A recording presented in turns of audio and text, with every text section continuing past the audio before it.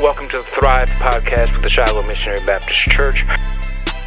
How does your faith kind of play into it, or does it play into it? What can be done about it? When I say the church, I'm talking about evangelical white Christians and the black folk who attend their churches. Hello, welcome to the Thrive podcast with the Shiloh Missionary Baptist Church. I'm Fred Jeff Smith, pastor of Shiloh, and I'm very happy that you chose to share with us either by viewing on Facebook and YouTube or by listening on iTunes, Spotify, or Amazon. As always, we invite your input. Help us to make this podcast more relevant and meaningful to you. You can reach out to me at fredjeffsmith@gmail.com. fredjeffsmith@gmail.com, and we welcome and value your input. I am very happy today to welcome to the Thrive podcast candidate for 19th Judicial District Judge Colette Griggs. Ms. Griggs, thank you so much for coming by today. Good morning, and thank you for having me. It's my pleasure. You are from one of the most celebrated families in this city, in the history of this city. You are the daughter of Dr. Isaac Griggs. Talk about what it's like to grow up as a celebrity in the Baton Rouge community. I didn't look at it like that because he was just my dad. Mm-hmm. And, you know, I am a daddy's girl, so I was with him all of the time. So he was just my dad. And then what it did, people used to ask me all of the time, what was it like to share him? But those that know me know I never shared him. I mean, because everybody knew that that's Colette. So, but now that he's no longer here, I think about it a lot. And I know how privileged and how blessed I was to be fortunate enough to be raised under him and having him as a dad. And my mom, too. Everybody focuses on my dad with Southern University, but my mother is the one that actually first started working at Southern. She was a registered nurse in the infirmary, and she took care of all of the athletes. Yes, ma'am. While Daddy was at the lab school. So that's the part of the story that kind of doesn't get told or any emphasis placed on it. A lot of people don't remember that before Dr. Griggs was at Southern University, he was the band director at the lab school. I'm old enough to remember that. Mm-hmm. And he was always a wonderfully gracious individual. And he raised you and your siblings to be wonderfully gracious individuals as well. But to come from such a celebrated family, I'm sure, had its ups and its downs as you look back on it. I'm of that age group when you were raised, what go on in your house, stays in your your house. Of course. But I was with my dad more than my siblings were. Mm-hmm. And so I kind of experienced a little bit more than they did. And I was introduced to more people. That part of it, the relationships that I made and people that I met those memories of that are just awesome for me. And that's what I hold on to now that he's no longer here. It was amazing, the things that I was exposed to and introduced to. He treated me, well, back then, there weren't any girls in the band. Mm-hmm. I was the only female that was kind of allowed in the band, except for females that were on work study, and I can name those, and it wasn't maybe 3. And then when I was in high school, my dad had a secretary, but my dad had a way of speaking, and people thought he was fussing, which he really wasn't. But I remember this one secretary, she was petrified. She was, oh my God, he scared her to death, and she wouldn't stay. And I became his secretary. I was in 10th grade at the lab school. I'd get out of school at 3 o'clock. He never came to work until afternoon anyway. But I would get out of school and go straight to the band room, and I did all of his clerical or whatever else he needed to do. So yes, ma'am. I had been there for a long time. the people that were in the band, like I said before, I didn't share him, but it was like I gained this big family. And to this day, you know, they call and check on me.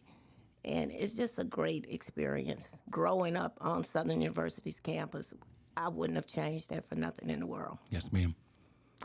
Before you went into law, your background was accounting.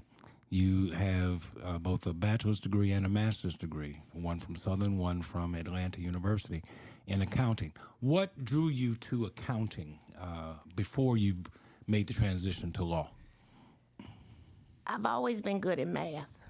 You know, I used to hear all the time people that were good in math, excuse me, wasn't that good in English, but I was kind of good in both of them.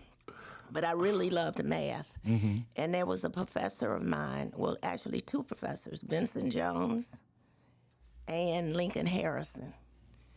And Professor Harrison had gone to Atlanta University, if I'm not mistaken, or had ties. So I didn't know what I wanted to major in.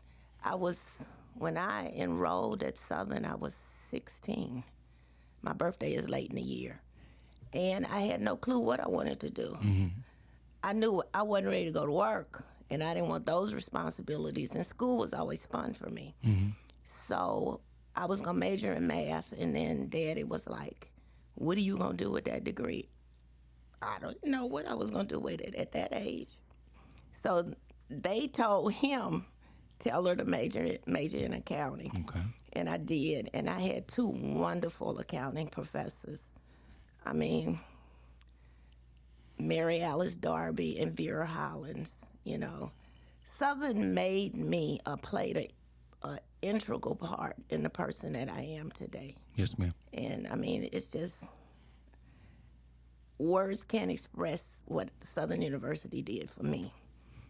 So you spent several years in accounting. It actually took you away from here all the way to Washington, D.C., and if you look at your work resume, you spent some time working for the Central Intelligence Agency as an accountant, not as a spy, as an accountant. Well, wait a minute. We don't know if I was a spy we don't or not. know. Yeah. You're right. I might have misspoken. But what was it like to work for the Central Intelligence Agency? Secret. Okay. I'm sorry. No, it wasn't. When I finished my master's, I was at Atlanta University, which is now Clark Atlanta. Mm-hmm. I got married and moved to D.C. And I started working at the agency. It was different. It took a little bit over a year for me to complete my security clearance. Okay. Because they went to my grandparents' neighbors and were just asking everything. The one issue that came up, because my dad traveled so much, mm-hmm. and, you know, he served as an ambassador for Goodwill in the state of Louisiana, so he was in and out of all kind of countries. Mm-hmm. And they wanted me to give them his itinerary every time he went. Well, if you know my dad, you know, I can't say what he said or the way he said it, but basically it was, I'm not working for them. Right. So, but I did, you know, start. I was one of the youngest ones at the time. I came in at a GS-14 level, and it was fun at first because it was new. You know, growing up in the era of Get Smart, you remember that I do. TV show? Where people had telephones in their shoes, yes, and all of these little gadgets and stuff. That was actually real. You know, they actually had stuff like that. So me coming from Baton Rouge, going to D.C., or the D.C. area, I was amazed. I was like, oh, wow, they really do this kind of stuff. This is serious. But it was new to me, mm-hmm. and it was fun. I was recently married, so I had a lot of different things going on in my life that were really, really exciting. One of the girls that I started orientation with, and I'm not sure if I can mention her name, but anyway, she was young. She was a black female, and she was convicted of espionage. It was where I was living in the D.C. area was in the northwestern area, and there were a lot of embassies. So it kind of created a problem because they had the different foreign nationals that lived right there with us.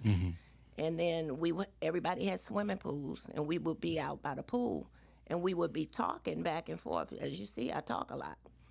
And they knew that. And I would call Dad, and I was like, Dad, how did they know I talked to, whoever?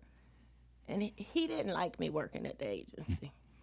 And then the reason I left was because I handled the Near Eastern countries. And, in the Near Eastern countries, women play secondary roles. Well, back then, I wasn't playing that. And then they wanted to know what I was doing, who I was doing it with, who I was talking to. It was just too much of an invasion into my life. I wasn't raised like that. I'd come from Southern University. Everybody knew who I was. Right. And Daddy being who he was, it was just too much of a transition from the life that I knew. So I left there and went to Westinghouse. But the job itself, when you hear creative accounting, believe that. Interesting. Interesting. So you have lived in several places away from Baton Rouge. You started off here, of course, and you moved to Atlanta, and then you moved to D.C. Other places you have lived? That's it. And then you came back home. And then I came back home. Well, that's the question that I wanted to ask. Having lived in Atlanta, having lived in Washington, D.C., and yet making the choice to come back to Baton Rouge, plant your flag here, what went into that decision? Because a lot of people these days are trying to get away from Baton Rouge. You made the choice to come back to Baton Rouge. I grew up in Baton Rouge. Yes. I had my older son, Jamal, in Washington, D.C. I didn't want to raise him. I wanted him to experience what I experienced. And, I think I said before, there was nothing like growing up on Southern University. I literally grew up on that campus from the infirmary to the band. Well, it was a music building back then. I grew up there. Everybody knew me. We were I went to the lab school. We were in like a protected little bubble, and we were excelling at everything. The standard was excellence. And that's what we did. It was just second nature to us. That's all we knew. And I wanted my children to grow up in that environment. And besides, the community in Southern gave so much to me at a young age. Herman Spike's, Dolores Spike's husband, at one point she was the president of Southern. That was my next door neighbor. Yes. On the corner to my right, William Pass, he was chief of police at Southern. Lucy Verdu was my home economics teacher. Herman Spice was my math teacher. Across the street, Ken Joseph, he was the engineering professor at Southern. We literally grew up. We all went to school together. We all lived together. We played together. We had to be in the house before the street lights came on, even though everybody knew everybody. But it was just, I grew up I just wanted my children to experience that. And they did, because both Jamal and Kyle grew up right in the band room with Daddy. At some point, you decided to make a transition from accounting into law. What drew you to the law? Before the law, I went from accounting to insurance. Okay. Then the law school. The insurance bit was, unfortunately, I ended up being a single mom because I went through a divorce, which was final. And I needed a job to take care of my children. And thank God for Anna Jones. Anna has been an integral person in my life. And I can't even remember how we met. But I needed a job. And, I was like, shoot. I knew my background was in accounting, and I had some really good experience in accounting. But with accounting, you can pretty much sit in a room and just push numbers and count all day long. That's not my personality. I like talking. I like being around people. So when she asked me about State Farm, I jumped on it. Had no clue about handling claims, injury claims, auto claims. I had no clue about it, but I picked it up and I loved it. It got to a point where I was working with attorneys a lot. And that's what started my transition, I guess, the beginning of it, to look into going to law school. And then my children were graduating. I was a very active parent. And when the oldest one, Jamal, was graduating from the lab school, Kyle transferred to Scotlandville. And they were like, Ma, you got to find something else to do because we get ready to leave you. Yeah. And it was their suggestion. Kyle, my youngest one, was at a point in his life where he was like, my school's not for everybody. And I was like, but it's for you. So I'm not one do as I say and not as I do. And he was seriously contemplating, not going to college. And then I said, what's the best way to show him? So all three of us were in school. I enrolled in law school. Jamal had graduated from lab school. He was enrolling in Columbia University in New York. And Kyle was at Scotlandville in 10th grade, but I knew I needed to make that transition to show him. And then I bet them all. I said, whoever made the better grades, I'd give them, a certain amount of money, but, I beat them out anyway. So I didn't have to pay them. Well, that worked out well for you. Yes, it did, because both of them are very successful, productive. Jamal is right in Prairieville, Okay. and Kyle is now working with Rollins Sports in St. Louis, Missouri. Excellent. Excellent. So once you made the transition to law and graduated from law school, you spent some time in the public defender's office here in East Baton Rouge Parish. What was that experience like? With all of my professional experience, working at the public defender's office is the most rewarding and the best job I've ever had. The pay wasn't nearly anywhere as good, but being able to serve a community that gave to me and to help people, that's me. That's the best job I've ever had. The public defender's office. I'm still in contact with clients now. And, in the public defender's office, you don't get to pick your clients. Right. The workload is heavy. Right. But I was used to that from State Farm because, the claims were ridiculous. But the load never bothered, the workload never bothered me. But, meeting people, and then when you meet people when they're at a bad space in their lives, it's just rewarding to be able to try and help.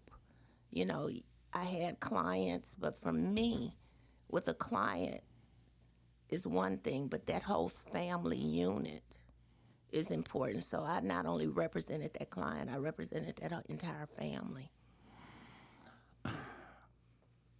I'm not a lawyer, but I'm surrounded by them. My sister's a lawyer. I have several members of this church who are lawyers. I know that there are different facets of law. There's contract law. There's domestic violence law. You seem to have been drawn to litigation. What was it about litigation that drew you as opposed to other types of law that you could have gone into? When I was in law school, everyone used to ask you, what are you going to do with your degree? Well, everybody says, I want to be a sports agent. My kids were athletes. All of the athletes that their friends, and I was like, oh, you know what, that'll be a cool thing. Let me go be a sports agent to represent these kids. Well, that didn't happen, and that's not as easy as everybody thinks it is. But I started clerking. I was a law clerk for Mike Mitchell in the public defender's office. I was thinking I was in school, and I was thinking I was going to take like a month off before I would go to start working. And I interviewed. They offered me the law clerk position. And I don't remember the days, but say it was like on a Thursday. So I'm thinking I'm getting ready to take at least 2 weeks off before I start. And he was like, be ready for Monday morning. We have a first-degree murder trial. And I was like, huh? I don't know what I'm doing. But, and I said, well, okay, maybe I'm just sitting there, as so the team will look. No. Mike Mitchell afforded me an opportunity to get right in and actually work and learn. And I'll be forever being, indebted to him for that. And then meeting with the clients, I guess I had a knack for talking with people. And it was just, and I knew then, I said, you know what? I don't want to do anything but this. I would have stayed. I would still be at the public defender's office, but I ran for office in 2014, and I had to leave the office when I announced my candidacy. Mm-hmm. And from there, I just decided to go into private practice. But working in the public defender's office is the most rewarding. I was just told by a client's father maybe 2 weeks ago, people have a calling. This isn't your job, this is your calling. Mm-hmm. And when he said that, it sent chills because it made me immediately think about my dad. Mm-hmm. Because there's a YouTube video or something where he's saying he used the music as a tool, but what was most important to him through it all was to reach young lives and develop them into productive men and women. Mm-hmm. Mm-hmm. And I guess I'm my daddy's child. So, as you were defending indigent people, primarily black and brown, I would imagine, Yes. people in the public defender's office, something spoke to you about becoming a judge, running for office. And at that point, you ceased to be just a lawyer. You ceased to be a litigator, and you stepped into the realm of politics. Let me ask you just a straight-up question. Okay. Do you regret the politics aspect of the law? First and foremost, I am not a politician. I don't like it. I don't like it. But you have to do it. But You're it's seeking a office part, right now. Yes. It's a part of the process. And you asked me about me first considering being a judge. Mm-hmm. I didn't consider that. I was approached. And I can't say who approached me at this point, but I was approached by a group of people. Mm-hmm. And they thought, Colette, you need to do this. And the individuals that approached me about it, I have the utmost respect for. And we were friends. Mm-hmm. And, my friends I consider family. And it was honorable to me that they felt that I had what it took to even, because I never even considered being a judge. Mm-hmm. I was fine representing and talking with my clients and their families. And then once I did run, which I did not win in 2014, and people used to come up to me and it was like, you did so good. And I'm like, but I lost.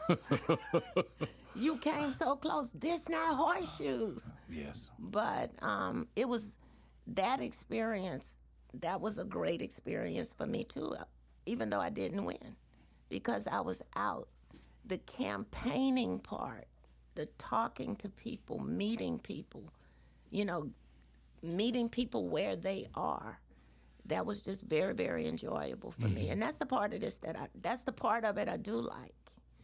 I'm not the ordinary attorney. I'm not the ordinary person because I'm not a member of any cliques. I'm just me. And those that know me know, you're not going to convince me to do something I don't want to do.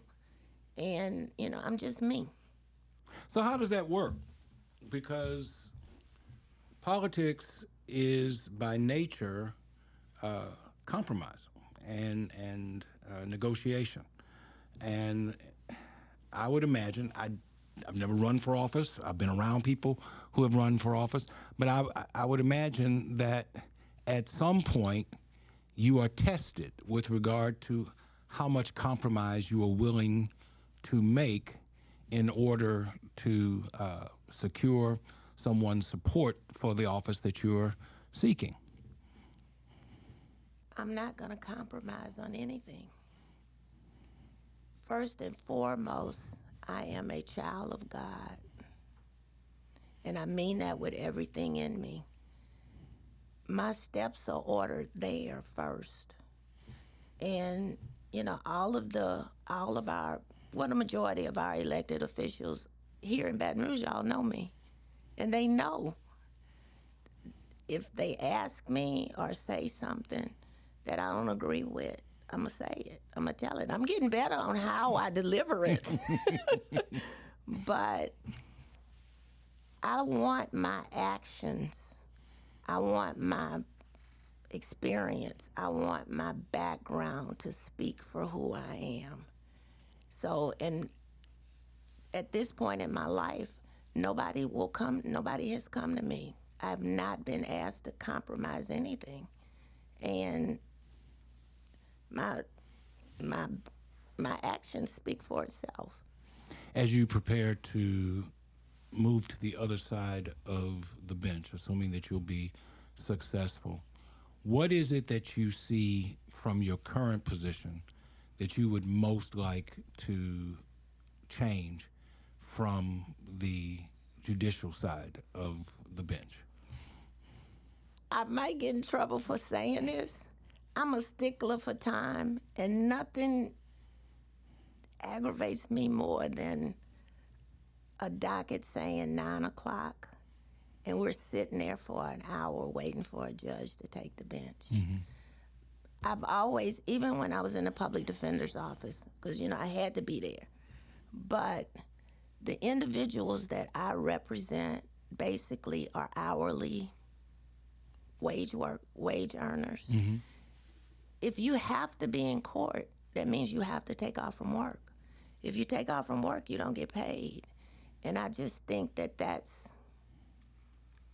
it should be done better. I was raised by my dad, who, if you were on time, you were late. So if the docket says 9 o'clock, you need to be there at 8:45. And that's how I was raised. Mm-hmm. So not criticizing any of the 19th Judicial District or any of the other jurisdictions, but that would be the one thing that will definitely change if I'm blessed to be elected. There seems to be an issue with the bail system as it currently exists.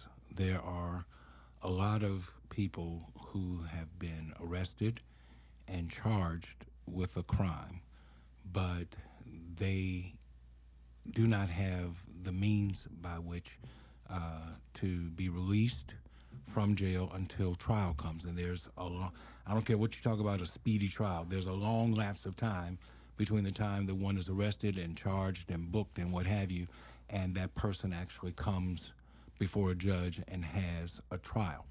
If those individuals are spending 6 months, a year, 18 months in jail because they cannot afford bail, their lives are ruined regardless of whether or not they're found guilty or not guilty of the charge. They have been estranged from their families. If they're parents, they've been estranged from their children. If they're children, they've been estranged from their parents. They can't go back to the job that they had. That job has long since gone. So that even if they are acquitted of crimes, their lives are irrevocably changed as a result of this. Is there something that judges can do to speed up this bail process or the trial process, or to make the bail process more amenable to more people so that they're not simply spending time in jail awaiting? It's one thing if you're convicted, then that's said and done. But if you're awaiting trial and you're in parish prison, your life can be as ruined as it would be if you were actually guilty of the crime. Is there something that judges can do to affect that? That's an issue that I deal with daily. You know, I have a client now who's been held continuously for 90 days. I filed what's called a 701 motion to at least release it. He can't make the bail, the bond. And I filed to at least release him from his bond obligation, because it's been well over 30 days. And my motion was denied. I think, and I left court really upset about that one. But I think that judges, attorneys, the district attorney's office, those are the types of things and reasons why I chose to run this time. I was not approached by anybody to run after experiencing exactly what you're talking about. My problem is I don't see anybody trying to address it. You know, people's lives are destroyed. And then you acquit them, or we're going to drop the charges. Where do they go at that point? You know, so that's one of the things. I guess I should say right now, to answer your question, I don't know. But that's one of the things that is really near and dear, and one of the priorities, that something needs to be done. Because we have a community, if people are guilty and at that stage of the litigation, we don't know if they are or not. I feel personally that upon arrest, the Constitution gives everybody the right to an attorney. That's why the public defender's office is so important. Because not from when they're arraigned, because that's when they ask, can you afford an attorney? I think that should happen upon arrest. You know, because to help try to prevent that. Because like you said, people's lives are destroyed. If they have apartments, the apartments are gone. And especially if you have families who can't step in and cover all of this stuff for an individual. If you're arrested and your car gets impounded, that's gone. The job, that's gone. And, you know, I've had clients that call their jobs, you know, look, can you hold it? But, you know, you can't expect an employee to hold a job indefinitely while the court system is trying to figure out what's going to happen. Right. You know, so that's one of the things that are near to me, and a major concern that I feel something, you know, has to be done, or it needs to be addressed so that we can figure out something. Because when there's a break in the system, we all fail. And it needs to be where we can get together and try and figure out and provide alternatives. You know, the ankle monitor, that's the way, but then everything has the potential to have problems with it. But we need to come together and do a better job at that, I'll say. Another issue, somebody on the outside looking in, just reading the paper, trying to keep as up to date as I can, there is a clear funding difference between the district attorney's office and the public defender's office. The district attorney has far more financial and therefore human resources at its disposal than the public defender's office has. And there does not seem to be any effort on the part of the powers that be to bring more balance to that. From what I can read, people think that if you talk about raising the funding for the public defender's office, you're perceived as being soft on crime, when really what you're trying to do is provide fairness and equity to the justice system. Is there something that judges, I know judges are supposed to be neutral and what have you, but I can imagine that there would be some advocacy that judges can undertake in order to bring about fairness so that dockets can move. Because if a public defender has 75, 100 cases on their desk and they're spending all of their time trying to give a fair amount of attention to those cases, somebody's going to fall through the cracks. And too often, it's people who look like us, people who are black and brown people. Is there something that can be done to bring about more equity as far as funding is concerned? I know the Public Defender's Office has been under a lot of scrutiny over the last couple of years, and there's a lot of drama surrounding who the next public defender is going to be. But I'm just concerned about the equity and the fairness aspect of it. When I became a law clerk at the Public Defender's Office, I was exposed to a small degree about the funding and the budgeting, and I had those questions then. The workload is high, but that's why it's so important. Well, let me back out. Because the average person in the community don't think that public defenders are real attorneys. And that was one of the most hurtful things that ever happened to me in court at an arraignment. And the person said, "I want a real lawyer." And I buckled to my knees because I'm like, wait a minute. Yeah. I got to pay for this degree, you know. But I never understood why the funding was so, because if the Public Defender's Office shuts down, the criminal justice system shuts down. Yes. We were the only attorneys that's basically mandated by the Constitution. Everybody has a right to an attorney. How were we the low on the totem pole? Even as far as insurances, you know, we paid a great amount for insurance, which I feel is a basic right. But out of all of the public defender's office in the state of Louisiana, all of those offices didn't come together and just have one policy, because me being an accounting background, the more policies, the cheaper the premiums. But that never happened. And those are questions that, you know, it didn't make any sense to me. But the resources that even as far as the pay, there's such a discrepancy in the level of the pay. And I would hear stories, people go to the public defender's office just to get that great experience, and then they move on. Nobody wants to stay at the public defender's office. But when I was there were several people that had been there for years. There's no retirement system with the public defender's office. Really? No, there is not. And, you know, there's so many things.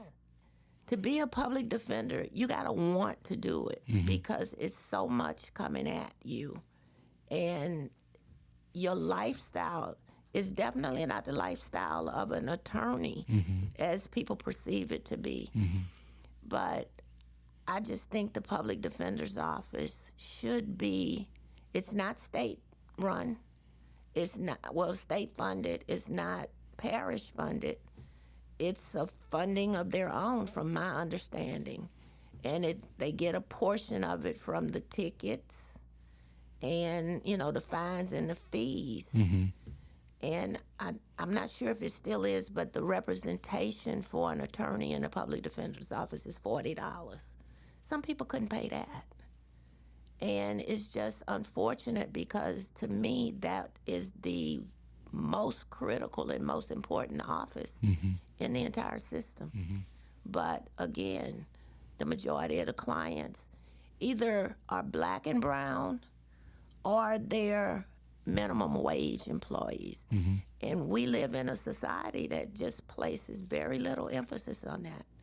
And it's unfortunate. It really is. The 19th JDC is comprised of majority black judges currently. You would be adding to that if you are successful. Do you see that as an advantage, as a disadvantage, or are you neutral about it? I'm extremely neutral on that. Okay. And I say that because I was raised, my background, color and race is something that was never a focus in my home growing up. I mean, I'm sure you remember my mother. When we first moved to Baton Rouge, we moved to Baton Rouge in '62. There's a shopping center, Delmont Village. I remember. There used to be a Piccadilly in there. Yes. We couldn't go there. Yes. Because the community thought my father was black, my mother was white. I'm of that age that when we lived in Shreveport, they burned cross in our yards. I remember as a kid, the dads having to patrol outside with guns because I do remember certain things that most people only read about in books, clans, but it's the individual to me, not the color of their skin, that should make a difference. Mm-hmm. I hear people say, well, that's a bad judge, or that's a bad attorney, that's a bad doctor. The traits that a person have within them, the person that they are, they bring that to whatever position they have.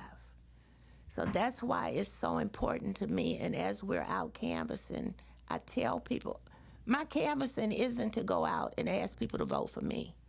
Mainly it's to get out and vote, first of all, but to vet every candidate.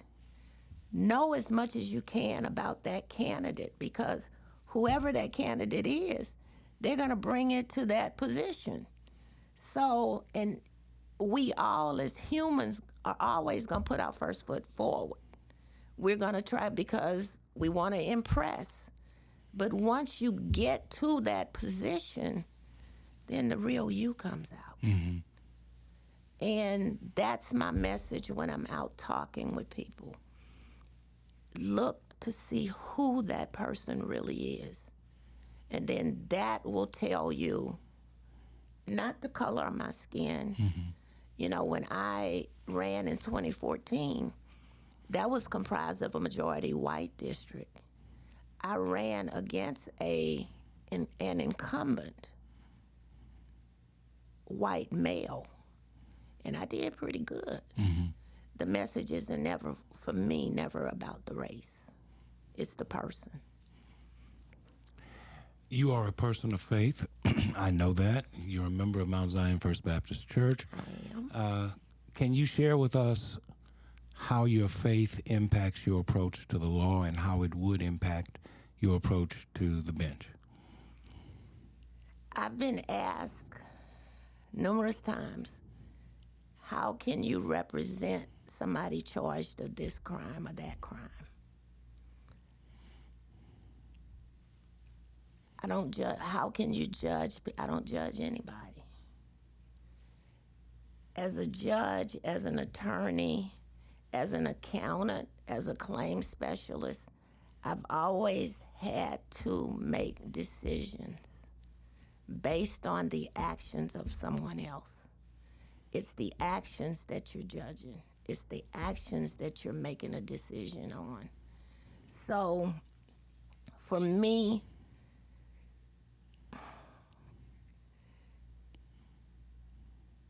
I don't want to sit in judgment of anybody, because I too will be judged one day. And we are not here to judge anybody. God sits high, he looks low, but he's watching your every step. And my faith, my dad was a man of God. I mean, his faith, I have students of his now that quote scripture. They remember, because that's what he did. That's how I was raised. The ironic thing is, my mom was Catholic. My dad was Baptist. In order for them to get married, they had to promise that all of the children are raised Catholic. Right.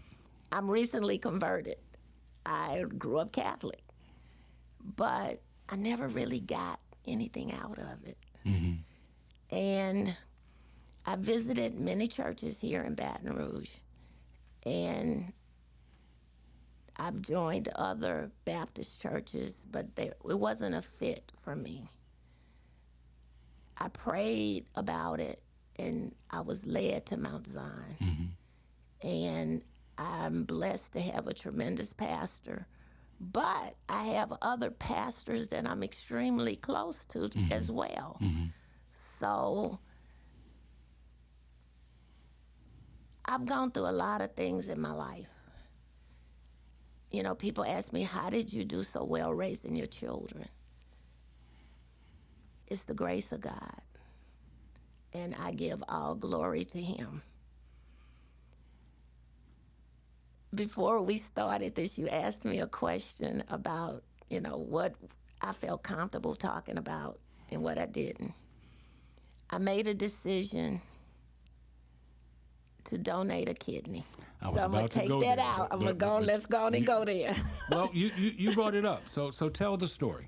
You donated a kidney to a young lady who was a friend of yours, but not a close friend. Someone that you've known since childhood, someone I've known. She was one of the big girls. I was one of the little boys. Muriel Felder Haysbert. So tell that story, how that came about. Because I think it's one of the most selfless, generous things that anybody has ever done. I'll preface this with, there was no one that supported me in that. Well, I'm not going to say that didn't support me in the decision. They supported me along the journey, but they didn't, I think they didn't necessarily want me to do it. But as I said before, I make my own decisions. My 2 children will not talk about this to this day. And I understand, because Muriel was not a family member, and most donors are family members. I had no idea of Muriel's medical condition, so I didn't know anything about anything. You know, because Muriel and I went to lab school together. She was a dancing doll under my dad. But I knew nothing about her health struggles.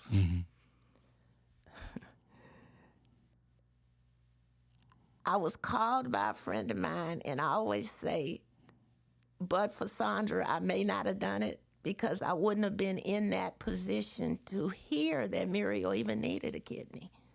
But we were tailgating, and as I do, we were sitting people watching. And Muriel and one of her friends walked past. I wasn't listening to their conversation, but I could hear them talking. And out of everything they were saying, what I did hear was that she needed a kidney. And I remember just turning and saying, send me the information, I'll go get tested for you. It's my understanding that some other people had either gone and gotten tested and weren't matches, or something happened where they weren't able to do it. And it was just that quick, you know, and then I turned back around to my girlfriend and we finished talking. So I think it was that Sunday, Muriel did text me the information to Ochsner, and I went that Monday. And I remember going in laughing with the lab techs, because they drew so much blood. I mean, it looked like about 15 vials. And I was like, y'all gonna leave something for me? So I was being me, laughing. But as I left Ochsner that day, before I walked out that building, I knew. I said, you know, God, if this is your decision, if this is your will, you're gonna make me a match. And then when I got the call from Ochsner, I already knew. It was I didn't know it was going to take as long as it did.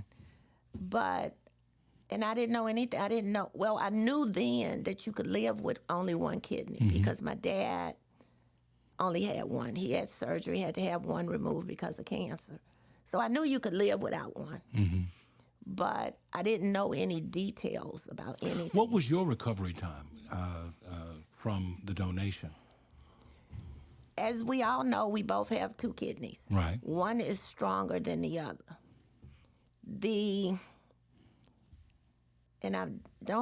I'm trying to remember. The left side for the donor is easier to get to or something. But my left kidney was my stronger kidney. So they had to go on my right side. And The recovery wasn't bad, but I was involved in really bad accidents where I've gone through 2 neck surgeries and some other stuff. So I know how to recover, and I knew it was going to be, the recovery was going to be what I made it. So it wasn't bad. We had a mishap in the beginning because they gave me the wrong medicine, and I had a reaction to it, and they wanted my sons to drive me back to New Orleans. And they kind of went off because they was like, we're not driving her all the way to New Orleans. She just had major surgery. There's an Ochsner here. So I had some issues with that. But it wasn't bad at all. And, I often tell, people call me and ask me, how was the surgery? And, I'm a donor. And I recommend everybody do it. You had 2, you only needed 1, so why not give your spare away? And I've not missed a beat. It hadn't changed my lifestyle or anything. Muriel lived some 6 years after that donation. She died in 2019, I believe, about 4 years ago. What's your relationship been like with her son? I know that her husband passed before this donation was given, but they had a son. What's your relationship been like with him? Trey's dating my niece. Okay. Trey's family. Okay. Well, I just think that it's one of the most generous, loving stories that I've ever heard. And I knew that you had done it, but I'd never had the chance to talk to you about it. And I thought it was something worth talking about. One last question about politics, and then we're going to wrap this up. What's wrong with the Democratic Party? You're running for judge, but you're running as a Democrat. And from my perspective, the Democratic Party, the local Democratic Party, leaves a lot to be desired. Am I wrong? I'm open to being set straight about that. But from my perspective, the question is, what's wrong with the Democratic Party? I'm sure, as most people, I am a Democrat. But I had no idea why. As a kid, my mom and dad were Democrats, so you just do what your parents do. Once I started paying attention to it, I was like, well, wait, some things just didn't click for me. When I ran in 2014, I was more exposed and understanding and knowledgeable and aware. Here locally, I think it's personalities. Until we as a people, we don't have to agree on everything. We don't have to agree on nothing. But we've got to at least be able to come together to make decisions that are for the betterment of our communities. Our community now it's not the community I grew up in. It definitely is not. And I think it all goes together. If there's a break in one piece, it all fails. So I think it starts with voting, understanding the history behind us voting. I don't know that these kids are getting that. And if we don't stop making this as a popularity contest and a clique thing, and because this one is friends with this one, so we're going to get our little group to do this, until we can learn to come together, we're going to keep having what we have. And, like I said before, I'm not a member of any cliques. I'm not afraid to say and question what's going on. And I think that we need to come together, leave all of the personalities, attitudes, or whatever at the door, come to an agreement on what the problem is, and let's sit down and try and figure it out. And I don't see the Democratic Party doing that. I'm not I get invitations from the Republican Party. They have luncheons once a month. I get invitations to go to those luncheons. I attend because I want to be well versed. I've never gotten that from the Democratic Party. You know, I just have never gotten it. And to sit in those luncheons and to be received the way that I am is amazing to me. These people knew my dad. And when I walk in and they see Greg's, I mean, it's like all of the lights go on. And I don't understand why. So why we don't have that in the Democratic Party. Joanna Banks was here a couple of weeks ago, and I asked her the same question. She, too, is running for the state legislature, and I asked about the Democratic Party, and she shared with me, with this audience, that younger people, younger black people, are registering more as Republican than as Democrat in this current environment, in this current culture. And for me, that is very troubling, because all that I see is that the Republican platform is not supportive of the issues that most acutely address black and brown people. And then you say that you receive invitations from the Republican Party to come and be a part of their gatherings, but you have not received such an invitation from the Democratic Party. What does that say about this current climate where Republicans seem to be doing a better job of reaching out to black and brown people? For years, it was taken for granted that blacks were going to vote Democratic, but apparently Republicans are no longer just assuming that that's going to be the case, and they are making an intentional effort to reach into the black community. So from your perspective as a politician, how does that strike you? First, let me say I don't know the accuracy of young people registering as Republicans. I'm out in the community talking. I spend a lot of time on Southern's campus with students, and that has not been my experience. I don't know what demographic Shauna and I both graduated from lab school. Right. You know, her mother was my English teacher. Yes. But Mine too. Yes. So I don't know what demographics or who she's referring to with that. Both of my children are Democrats. But so that piece, I don't know. I don't know. I think we as a people need to do better. Will I ever change my party affiliation? Probably not. But I'm not one that flips to be a Republican when it's convenient for me and then flips back when I need to be a Democrat. That's so you're not me. John Kennedy? No, not at all. Yes. And I will never do that.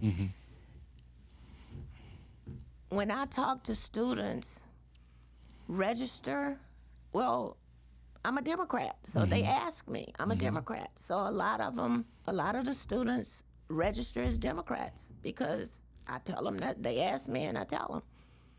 But I also tell them, look at the issues. You know, when I was coming up and I first started voting, I can remember being told, just go down the line and vote nobody but Democrats. As we get older and we know better, we do better. Right. I vote issues now. Yes, I will. I am a Democrat. But I don't agree with what everybody says. I don't agree. Some of the things, I was just at one of those luncheons and I was asked, he said, interesting you're here. You're a Democrat. I said, yes, I am. I said, but you are, and it just happened to be one of their meetings where the candidates, current candidates, were being endorsed. I wanted to go see what they had to say. I needed to know because some of those races are going to affect me. And I wanted to see these people. I wanted to hear what they had to say. And not necessarily in that setting because I'm the one, I'm going to come up to you. You talk to me, don't talk to the masses. But I think if we as Democrats would start doing that and kind of taking notes from what others are doing instead of staying in our little bubbles and not trying to reach out. We're losing a lot of our kids out of this state. My youngest son wants to come back here, but there's no opportunities for him. He worked at Southern. He left. There were no opportunities, and that's unfortunate. It's really unfortunate. We as a people, be it Democrats, and we need to do a better job than what we're doing. Or we're going to lose all of our bright professionals to other states. I mean, I understand Texas is taking a lot of our kids. Houston, Dallas, yes. But, so, I'm a Democrat. I'm not going to flip. And I just think we need to do a better job. Why aren't we having these luncheons and inviting young people? Why aren't we going into the schools? I thought about when I was at the public defender's office, I would talk to other attorneys. The crime rate was bad, but it wasn't what it is now. Guys, let's get together and let's go to these elementary schools. Let's go to these middle schools. Let's go to these high schools. And let's just have rap sessions with these kids. Talk to us. Tell us what's going on. No administrators in there because sometimes that's kind of intimidating. It's just us. Let's just go talk. I couldn't get anybody to do that with me. I wanted to do it. And what better office to do this is the public defender's office. Right. Because it appears to me the way the system is straight from high school or the grade schools to the public defender's office. It's unfortunate, but when I was working at the public defender's office one time, a kid came in with his school uniform on. And it cut me to the core, the lab school's uniform. And I looked at him like, what are you doing in here? This isn't the lab school. What is going on? But I don't know the answer. I don't know. But what I am is willing to try and let's bring it to the table. Let's talk about it and fix this. Because I believe with my faith and everybody else that has the faith that I have, we can do something. I got into a heated conversation. Well, not heated, but I got into a conversation with a pastor. I was at a girlfriend's house who lives in the D.C. area. And he was going on and on about, the renovations to the church. And I asked him, I said, so how many members do you have? Do you go out to where the people are? Do you meet the people where they are? I remember when the black ministers and pastors, the core of our communities, I don't hear that anymore. So I just think with all of our different entities and our titles, we're losing track of what's important. I fear for my child. My youngest son is married now. I'm afraid when they have a child. Because what world, what community, what environments are we going to leave for these kids to have to live with? I was blessed to have strong mentors. From the lab school to the university. If I missed class and I was in college thinking I was grown, that call went to the band room. Where's Colette? She not in class. We're not doing that. I was on campus yesterday for the lab school's homecoming. That homecoming parade used to be masses. The students on campus, it's like a ghost town. Yeah. So things are changing, but they're not changing for the better. And we are the old people now, as I say. And we need to try and do something to get some of that history and instill it and get it back to make our communities better. Early voting begins on September 30th Yes. and runs through October 7th. And the election day is October 14th. I want you to look into that camera and tell our listeners, our viewers, why they should vote for Colette Griggs. Voting for Colette is a vote for yourself. All of the concerns and the issues that you have individually, I have that as well. As a judge, I'll bring not only my legal experience, I'll bring professional experience as well. Those that knew my dad, those that don't know him, he was very firm. He was the best. He used to say, I'm the best I know. He's the best that I knew, and I was blessed with that. But get out and vote. Vet all of the candidates. And early vote. Election day is Southern University's homecoming. But you don't have to worry about that because you can early vote from September 30th to October 7th. So do your civic duty, and the issues that you have concerns about, know that I share in that, and my door is always open. So I'm number 83 on the ballot. I ask for your vote, but I also ask for your prayers. Thanks. Thank you, Colette Griggs, for taking the time to share with us. Thank you for viewing. Thank you for listening. We'll be back again next time.